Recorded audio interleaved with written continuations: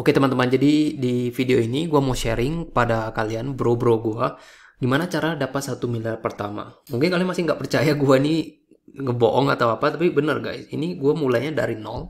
Kalian bisa lihat di sini screenshotnya, itu tabungan gue di ATM itu hampir nol. Ya literally itu gue nggak ada duit selepas gue lulus kuliah. Semua orang, oke, semua orang termasuk gua, kita itu kan dibiayain ya pas sekolah, ya pasti dibiayain gitu. Gak ada manusia di dunia ini yang nggak dibiayain kecuali betul-betul kalian sama sekali nggak ada, kayak nggak ada yang jaga, nggak ada yang besarin kalian dari kecil. Tapi kebanyakan orang ya sedikitnya pun pastilah ada dikasih sebuah kayak program gitu oleh pemerintah mungkin untuk sekolah gratis. Ya, jadi dan gua sendiri ya, gue pribadi ya, gua nggak lulus kuliah bro. Jadi sekolah tinggi itu bukan jaminan untuk kalian mendapatkan uang yang besar. Ntar gua mau kasih lihat dulu nih. Gua blur dulu ya di Stockbit ini. Ini kalian bisa lihat 1 miliar. Dan by the way ini bukan dari investasi guys ya, uangnya itu dari kerja. Oke, gua baru-baru mulai ini investasi, baru-baru mulai. Ya ada beberapa dari investasi. Ini yang di Stockbit doang, masih ada lagi di tempat-tempat lain. Nah, kok bisa gitu? Mari kita bahas dulu. Ini gua tutup. Jadi, paling pertama itu sebelum kalian memulai investasi atau trading ya, istilah zaman now, ya kalian tuh cari duit dulu, guys. Oke, kalian cari duit dulu yang benar. Dan menurut gua ya, kalian tuh harus punya income. Oke, income kalian tuh minimal 30 sampai 50 juta. Oke, paling minimal. Jadi income minimal itu 30 juta per bulan guys ya, per bulan kalian harus punya income sebanyak ini, 30 juta per bulan. Mungkin bagi kalian, wah ini gede banget bro, gak mungkin. Mungkin aja bro. Oke, karena apa? Karena kita udah di dunia digital. Ini gua mau kasih tahu mindset dulu.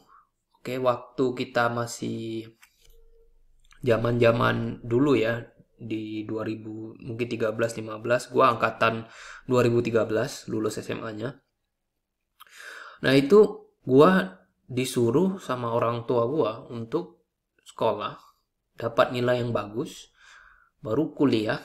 Setelah kuliah dapat kerjaan, gajinya itu harus ya, kalau gaji ya 10 juta ke atas ya dulu ya. Tapi gua itu sempat kerja part time jadi kuli di supermarket, itu di gudang bawah.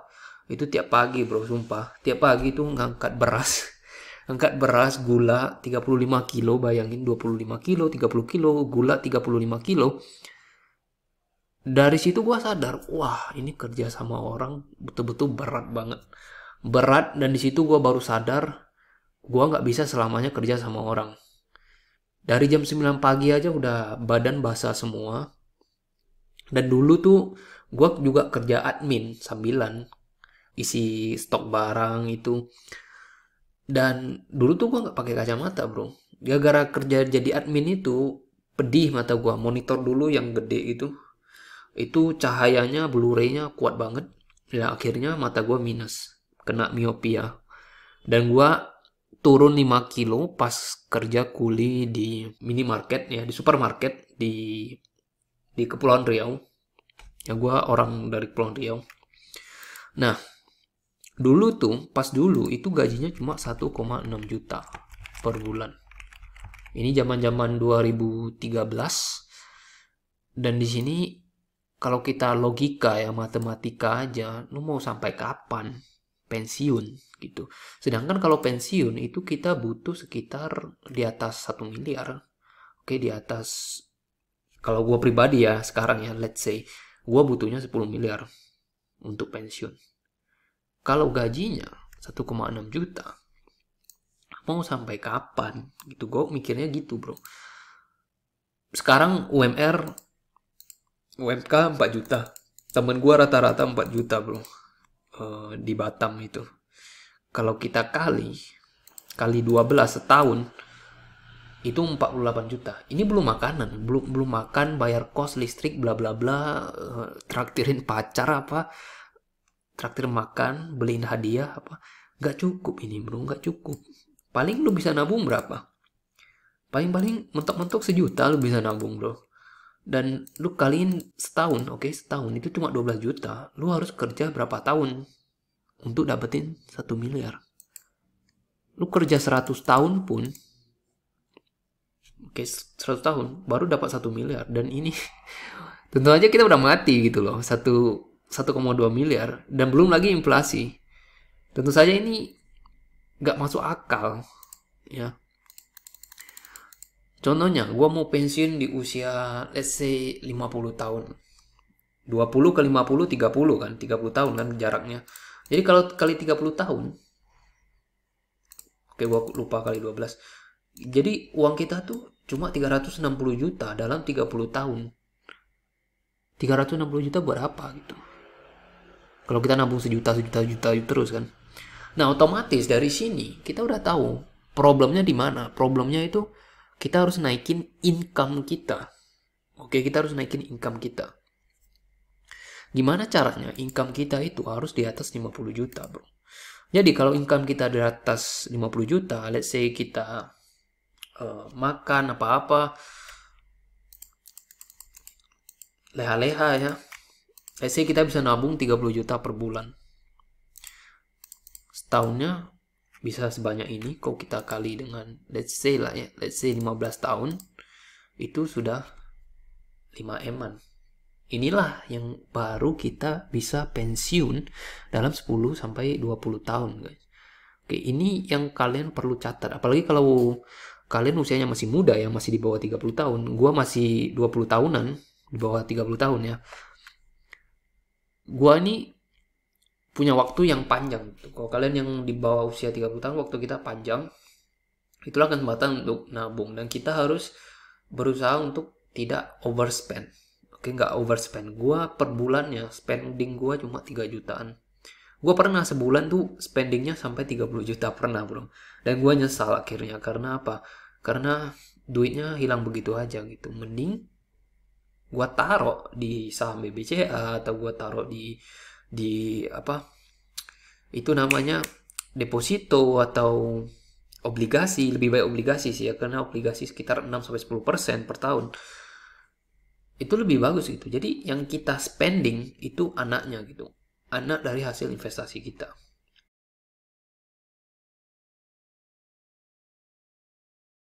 Masa kita masih muda, masih produktif, itu kita kerja.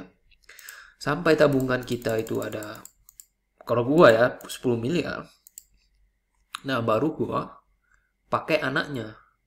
Kan setahunnya kita dapatnya, let's say, 10%. Dan kita ambil 4% aja gitu. 4 atau 5%. Let's say kita ambil 4% aja.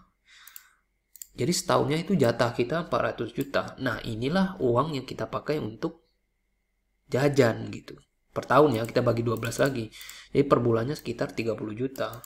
Nah, disinilah sebelum kalian sampai di titik itu, kalian nggak boleh overspend. Kalian nggak boleh boros gitu kan. Nggak boleh boros, jadi makan seadanya. Gue makan di warteg terus.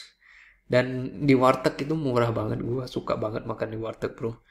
Puas, lauknya 2-3 cuma 13.000, 15.000. Kalau lu makan di tempat lain 3 lauk bisa 30.000, 50.000. Jadi pinter-pinter sendiri lah caranya nabung gimana ya. Caranya hemat. Kalian harus berhemat guys. Semua orang yang kaya, oke, orang yang kaya dari nol itu mereka berhemat. Bukan anak orang kaya ya. Orang yang kaya dari nol itu harus bisa berhemat. Ada teman gua itu tiap bulan beli jam, beli hal-hal yang gak diperlukan sama sekali. Itu hanya kemauan mereka, bukan sesuatu yang mereka butuhi. Itu hanya kemauan mereka beli dan akhirnya harganya turun gitu. Beli jam tangan, beli HP sampai 2-3 biji. Buang-buang waktu bro, buang waktu. Kecuali, sekali lagi kecuali kalian udah punya banyak duitnya. Dan duit yang dari anaknya itu yang boleh kalian pakai. Oke, itu rahasianya bro ya. Nah, sekarang Gimana caranya kalian bisa dapat income 30 juta per bulan? Gue hanya bisa kasih tahu satu bro, yaitu buat konten. Oke, kalian jual barang. Oke, jualan. Kalian harus berjualan maupun di TikTok, di YouTube. Kalian harus bisa jualan. Dan disitulah income-nya kalian bisa meningkat sangat-sangat drastis. Saat gue bilang jualan, gue maksudnya jualannya online bro ya. Nah di Indonesia itu ada 215 juta orang bro. 215 juta orang bro. Ya, lu lihat ini. Lu harus berimajinasi bro, imajinasi. Kalau lu jual barang ke mereka, let's say, maybe lu ngelakuin Shopee afiliasi, Tokopedia, atau lu promosi produk di TikTok, let's say, lu untungnya cuma 10%, 10.000 aja lah, ya 10.000. Tentu aja kita nggak bisa nyapai ke semua orang. Let's say kita reach-nya cuma 1%. Oke, kita cuma bisa nge-reach 1% dari total semua penduduk di Indonesia yang online ya, yang punya akses internet. Let's say kita bisa nge-reach, mencapai 2 juta orang. Ya, dan kita promosiin produk yang menguntungkan, yang untung kita itu laba bersih kita itu 10.000, itu potensialnya ini bro, 21 miliar. Ya, gak sulit bro, gak sulit. Ya, maybe let's say beberapa ada yang umurnya di bawah, mungkin di bawah 10 tahun atau di atas 60 tahun, tentu aja mereka nggak ngebeli gitu ya. Mereka hanya online ya, anak-anak kecil yang main iPad gitu. Ya, potong setengah lah. Kita bagi aja lah 50% lagi. 50% lagi kita potong 10 miliar. Ya tentu aja dengan berjualan itu potensinya sangat-sangat besar. Nah, zaman dulu bro, ini kenapa ya orang yang nggak bisa adaptasi, mereka akan tetap mencari alasan kenapa mereka nggak bisa kaya gitu. Karena zaman dulu itu kita nggak bisa jualan ke semua orang, terutama orang yang online. Zaman dulu. Tapi zaman now, zaman sekarang itu kita punya potensial guys. Potensialnya ini jualan online. Bahkan ada anak-anak kecil yang jualan gambarnya di Shopee. Ini bro, contohnya ini. Kalian tahu nggak ada beritanya ini? Itu ada anak-anak kecil, bocah, berjual di Shopee dan terjualnya 1.300 pieces bro. Anak kecil loh bro. Lu kok mau kalah sama anak kecil gitu? Jadi di sini kita mempunyai kesempatan yang sama. Semua orang mempunyai kesempatan yang sama. Nah, kenapa orang itu gagal dan nggak bisa mencapai 1 miliar tadi? Itu karena mereka sudah punya kebiasaan buruk. Oke, kebiasaan buruk ini yang gue lihat di semua teman gue ya. Pertama, mereka nggak percaya bahwa mereka itu bisa. Itu yang paling pertama. Dia kaya karena orang tua dia kaya. Dia kaya karena dia hoki. Alasan. Tiap hari itu buat alasan. Yang harusnya mereka fokus dengan gimana caranya bisa, otak mereka itu sudah kepakai gimana caranya mereka nggak bisa. Jadi dari segi mindset aja itu orang udah kalah gitu, udah nyerah belum bertempur. Kalau zaman dulu kita bertempur, ada orang seperti itu, orang itu udah pasti kalah gitu. Sebelum bertempur mereka udah mikir, gue pasti kalah gitu. Dan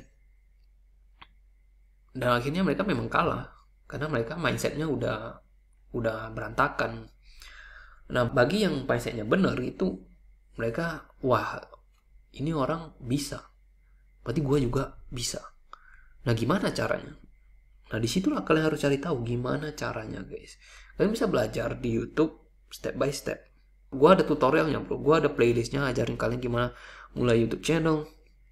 Dan income gue kebanyakan pribadi itu datangnya dari YouTube bro. Oke, dari YouTube gue ada YouTube lain, bukan yang ini ya. Yang ini income-nya kecil banget, paling puluhan ribu doang. Tapi di YouTube gue yang di luar itu income-nya jauh lebih besar. Dan sekarang di YouTube kalian nggak perlu tunjukin muka kalian gitu. Kalian nggak perlu, bahkan kalian nggak perlu pakai suara kalian.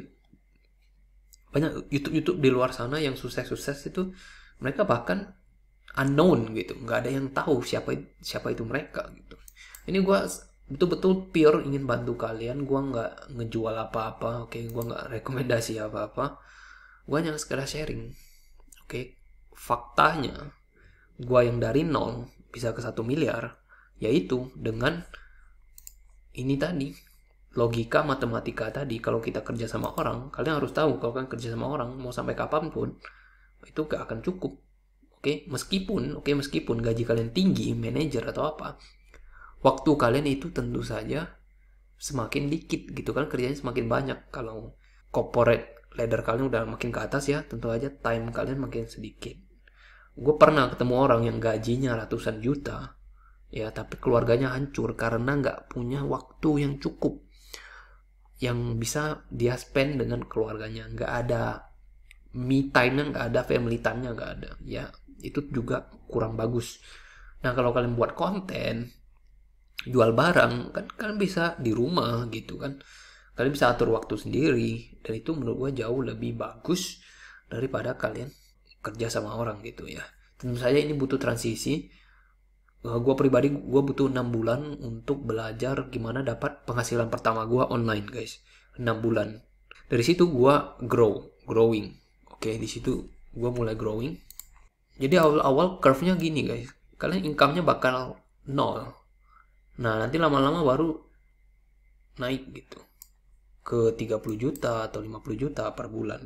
Ya disinilah kalian bisa cuan.